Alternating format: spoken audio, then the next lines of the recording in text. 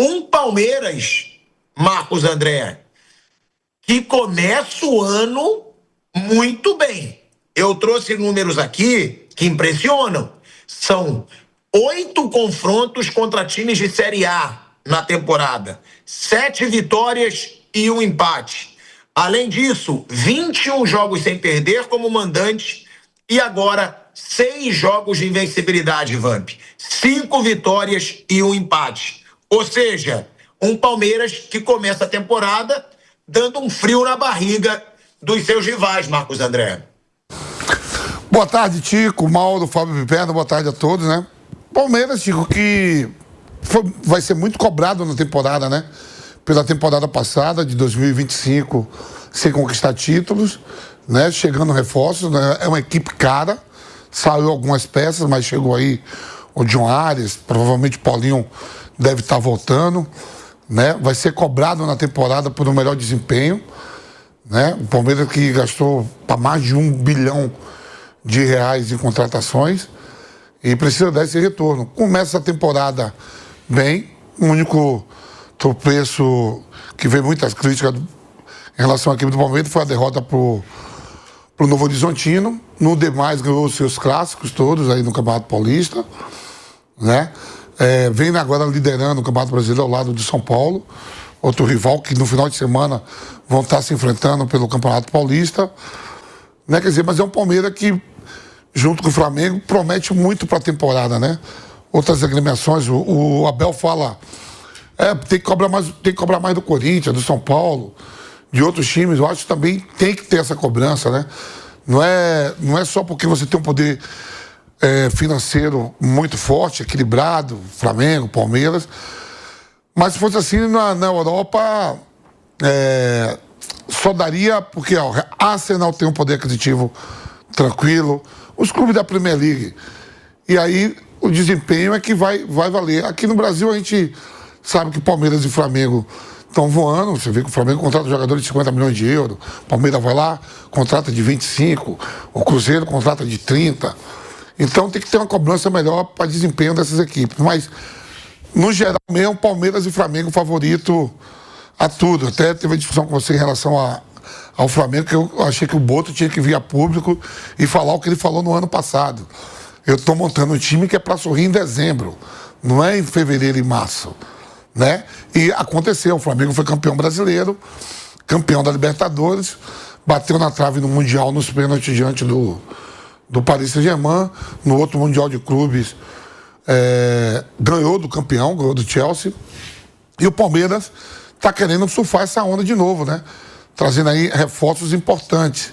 Ontem ganhou de uma equipe que é muito bem organizada, o Fluminense, a chegada do Zubeldia com a demissão não, o Renato pede para ir embora, o Zubeldia assume, ele consegue dar uma cara a esse Fluminense, que vai chegando alguns reforços, o Fluminense que foi ao Mundial de Clube, foi o clube brasileiro que foi mais longe, conseguiu ganhar um dinheiro, em torno de quase 700 milhões, quer dizer, está se organizando, o Fluminense que não pede no Maracanã sobre o comando do Zubeldia, e ontem fez um jogo duríssimo pro Palmeiras, né? Abriu 2-0, a gente vai falar do pênalti, eu achei que não é para polemizar se foi ou não foi, normalmente esses pênaltis são dados no Campeonato Brasileiro e no mundo afora, então não sei, não digo que se o árbitro não dá ou se dá, não é uma coisa assim que leva a uma discussão ampla que o resultado, o Palmeiras ganhou porque foi um pênalti regular. Esse pênalti a gente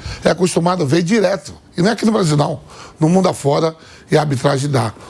Mas é um Palmeiras que fez um grande jogo, mas o Carlos Miguel foi fundamental, porque o Fluminense criou oportunidades. O Carlos Miguel interviu em boa parte do jogo e somou 3 pontos contra uma equipe aí que provavelmente vai dar dor de cabeça aí na temporada.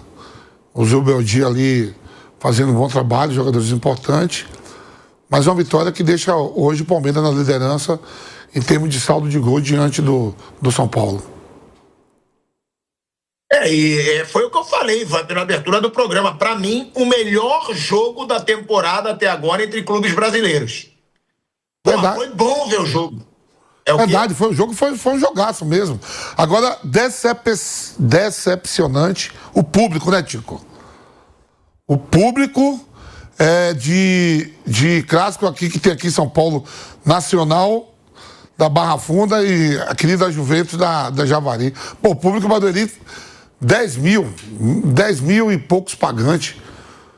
Um jogo desse, o Mauro César, nosso companheiro, fala aqui, o Palmeiras não é um clube de bairro, o Palmeiras não é só de Perdizes, Pompeia e Barra Funda, não é um time só da Zona Oeste. Pô, em Barueri ali, botar só 10 mil, cara.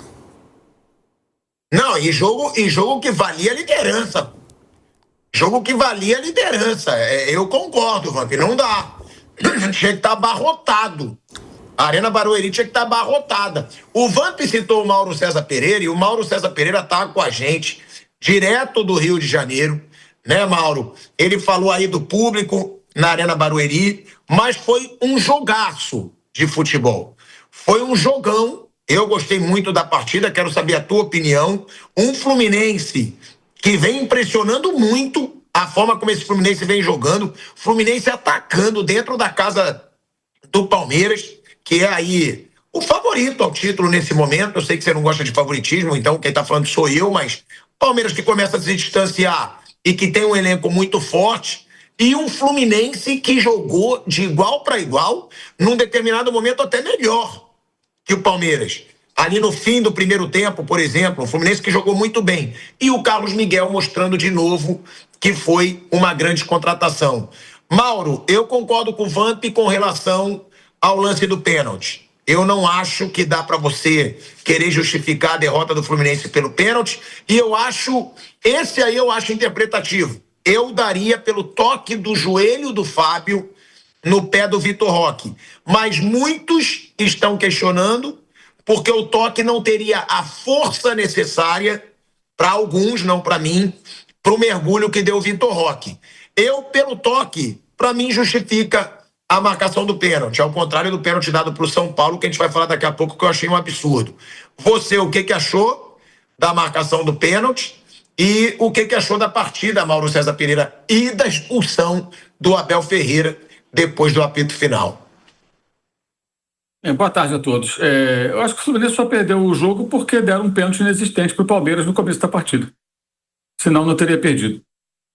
O choque acontece porque o Vitor Roque se joga. Ele se joga para procurar o contato. Aliás, o Vitor Roque é um ótimo atacante e também é um tremendo cavador de pênaltis. É um dos melhores, aspas, cavadores de pênaltis na atividade no futebol brasileiro. E nesse piso de plástico aí, ele já cavou contra o São Paulo, ele sabe como fazer. E os árbitros são meio que ingênuos, meio bobos, eles vão lá e marcam essas coisas. Não é nada. Quando ele chega diante do goleiro que a bola já vai escapar, ele já aproveita para fazer o contato. Ele busca o contato. Pênalti à brasileira, né, para variar. Mas estavam reclamando que não tinha pênalti, até gente na imprensa dizendo, não, o Palmeiras realmente não tem pênalti a favor e tal. Aí teve esse pênalti aí. O Fluminense foi melhor que o Palmeiras no cômputo geral do jogo, mesmo jogando com muitas reservas, segundo tempo, então era um time com mais reservas do que titulares, e não empatou no primeiro tempo por detalhe, ainda no primeiro tempo. O Fluminense fez um ótimo jogo, para mim o Fluminense foi superior ao Palmeiras, e num jogo condicionado no piso de plástico, ou seja, que é mais um adversário, né, para os visitantes dos times que jogam nesse tipo de campo, tomando 2 gols rápidos, primeiro nesse pênalti para mim totalmente inexistente, segundo uma grande jogada do Alan, que está revendo aí, muito bom jogador, uma dose de sorte, que a bola resvalou-se no Inácio, né, e acabou indo para o gol, mas uma partida muito boa, e acho que o Fluminense merecia a melhor sorte, fez uma atuação muito boa o Fluminense ontem. O Palmeiras teve altos e baixos. Acho que o Palmeiras jogando em casa não pode ter um final de primeiro tempo totalmente acuado, pressionado pelo seu adversário, contra as cordas, sem conseguir trocar 3 passes, e o Fluminense recuperava a bola, pressionava alto, iniciava o ataque, um atrás do outro, e o Acosta chutando todas, e o Martinelli chutando, e o Carlos Miguel fazendo as defesas. Achei que o resultado foi bem injusto para o time do Luiz e o Beldia. Mauro, então para você o pênalti foi absurdo. Para você não, eu fui claro. Eu fui claro do que eu falei, não foi? Óbvio. Isso não é nada. Só aqui no Brasil que você marca essas coisas. Aí as pessoas vão se acostumando com isso, vão se habituando com esse tipo de coisa. Tudo é falta, tudo é pênalti, o jogador tira proveito. Ele não é o único, não. Ele é um dos que fazem isso. A gente pode até criar alguns rótulos, assim, algumas etiquetas. Pênalti estilo Vitor Roque, pênalti estilo Arrascaeta, pênalti estilo fulano de tal, e outros caras aí que cavam pênalti toda hora. Ele é um deles. E ontem cavou de novo e se deu bem. O árbitro marcou o pênalti no começo do jogo. Isso condiciona muito a partida. Achei que o Fluminense foi, no geral, um time melhor que o Palmeiras. Primeiro tempo, então, parte final, não empatou por detalhe. Por detalhe, com boas intervenções do goleiro Carlos Miguel, e uma atuação muito boa do Fluminense, que no segundo tempo tinha mais reservas em campo do que titulares, hein? Com as mexidas que foram acontecendo, o meio a meio. Enfim, time bem mexido, ainda assim, uma atuação muito convincente do Fluminense. Merecia a melhor sorte. A derrota foi muito injusta para o Fluminense. A gente tem o lance do pênalti, Kaique. Eu vou até te pedir para botar. Você tem aquele ângulo que é por trás, em câmera lenta, que a gente mostrou muito ontem no Canelada, né? Esse lance, que é uma câmera por trás do Vitor Roque em câmera lenta. É que ele tem aí o lance do pênalti, que a minha pergunta para o Mauro vai ser aí em cima dessa câmera por trás. Que eu e o Vampeta, a gente diz que daria, mas que não seria um absurdo marcar o pênalti. É não marcar o pênalti. Tá? Eu achei ali bem interpretativo pelo toque, pela força do toque. Só que a pergunta que eu faço para o Mauro, vendo esse lance, é a seguinte, Mauro. Você acha que o toque do joelho... tira a tarja, Kaique. Talvez não nessa ainda. Nessa aí, tem o toque do joelho direito do Fábio no pé direito de apoio do Vitor Roque. Foi por essa imagem aí que eu daria o pênalti, tá? Por essa imagem eu daria. Mauro, na sua opinião, há o toque porque o Vitor Roque deixa o pé? É isso? Por isso que ele marcaria o pênalti? É óbvio. É o que ele faz sempre. É óbvio, é evidente. Ele busca o contato. Repara uma coisa. Segundo tempo, teve a jogada dele com o Inácio, várias jogadas com a zaga do Fluminense. Ele arrasta, ele é muito forte. Ele arrasta, ele fica de pé. Ele leva o time, a bola para dentro da área. Ele é difícil de parar. Ele é pequeno, mas ele é muito forte. Ele é valente. Fora da área, ele não cai. Fora da área, ele fica de pé, ele arrasta o atacante, ele vai até o gol. Ele é muito bom. Dentro da área, ele cai toda hora. Por que será? Por que será? Só uma pessoa muito ingênua não percebe isso. Ele não é o único, tá? Citei aqui, inclusive, o Arrascaeta, que é outro que vive se jogando. E poderíamos citar outros jogadores. Isso é uma praga do futebol brasileiro, uma praga da arbitragem brasileira. Qualquer coisa dentro da área, só o jogador desmilinguir, procurar um contato, que eles dão um pênalti. Repare, fora da área ele não cai. Ele está sempre em pé firme, ele é muito, muito bom no corpo a corpo. Dentro da área, ele cai à toa. Mas, enfim, é o futebol brasileiro. Muito injusto o resultado do Fluminense. O Fluminense merecia a melhor sorte, foi muito prejudicado com esse pênalti. Erro também grave, ali de passe na saída de bola do Martinelli, né, na origem do lance. E o jogo é muito bom. Eu acho que o jogo é muito bom, não precisa nem ficar falando muito sobre isso, não. Esses lances todos que você está mostrando, eu vi ontem também. Já vi isso aí, revi. Minha opinião está fechada, não tenho a menor dúvida. É pênalti à brasileira, como vários outros são marcados. Eu sei que a maioria vai dizer que não, mas, enfim, paciência, é a minha opinião. Como não foi sábado o pênalti lá contra o Madureira, também não foi, que deram lá no Samuel Lino. Como não foi o pênalti para o Fluminense contra o Bangu, teve outro também mal marcado no Carioca na semana passada. E toda hora tem, é um atrás do outro. Esse foi só mais um. Mas afetou muito o jogo, né? Condicionou muito o jogo, que foi logo no começo da partida. Por isso que eu acho que a atuação do Fluminense foi muito boa mesmo. Você tomar um gol de um pênalti desse, tomar um segundo gol que a bola resvala, independentemente da bela jogada do Alan, a bola resvala na zaga e vai para dentro do gol, mata o goleiro. O time vai, faz um gol, cria várias situações, quase empata no primeiro tempo, tem chance no segundo. E o final do primeiro tempo, o Fluminense encurralou o Palmeiras. O Palmeiras não conseguia sair jogando. Aliás, esse é um ponto que me chama a atenção. O Palmeiras, mesmo com os bons jogadores que tem momentos que ele não consegue sair da pressão. O Fluminense colocou o Palmeiras contra as cordas, não empatou por detalhe por Carlos Miguel. Ainda na primeira etapa. E isso é um ponto que me chama a atenção. Acho que falta um ajuste aí para que esse time seja capaz de controlar mais o jogo, sair da pressão, tirar um pouco a pressão do adversário. Ficou ali torcendo para terminar o primeiro tempo e por muito pouco não sofreu empate ainda na primeira etapa. No segundo tempo, aí o Fluminense teve baixas e tudo mais, o jogo ficou um pouco mais igual, mas acho que o Fluminense merecia a melhor sorte. A derrota foi bem justa. O Fluminense realmente jogou muito bem. Eu, até justificando um pouco porque que eu marcaria o pênalti, é pelo toque do joelho do Fábio no pé direito do Vitor Roque, que o Mauro vê mais como o Vitor Roque deixando o pé. Eu acho que o Fábio sai muito talvez imprudente e tem o toque, ele ainda recolhe o braço, mas tem o toque no joelho, e também porque, né, até mostrando o lance, Kaique, que eu peço para mostrar, eu acho que a bola tá muito boa pro Vitor Roque concluir. Entendeu? Se ele tivesse dado aquele toque, que ele vê que ele não vai chegar, mas o Vitor Roque, quando ele dá o come no Fábio, a bola tá numa situação ótima para ele finalizar. Ó, aí. Era só ele finalizar pro gol. Então, até por isso também me levaria a marcar o pênalti, porque eu acho que o Vitor Roque teria total chance ali de finalização, Vabi. Você que também marcaria o pênalti, você acha que isso é um outro argumento? O fato do Vitor Roque ter a bola numa posição muito boa para finalizar, porque dá para ver que ele tem total ali chance para finalizar, ó. E aí o Fábio tem o contato. Você acha que isso também pode ser um argumento, Vamp? O Piperno, que também tá aqui no programa, ele tá chegando já, ele também marcaria. Você acha que é por isso, Vamp? Você também vê esse argumento ou não? Olhando, né, assistindo o jogo, eu fiz o jogo do Corinthians, né? E aí, esse jogo já estava rolando também, né?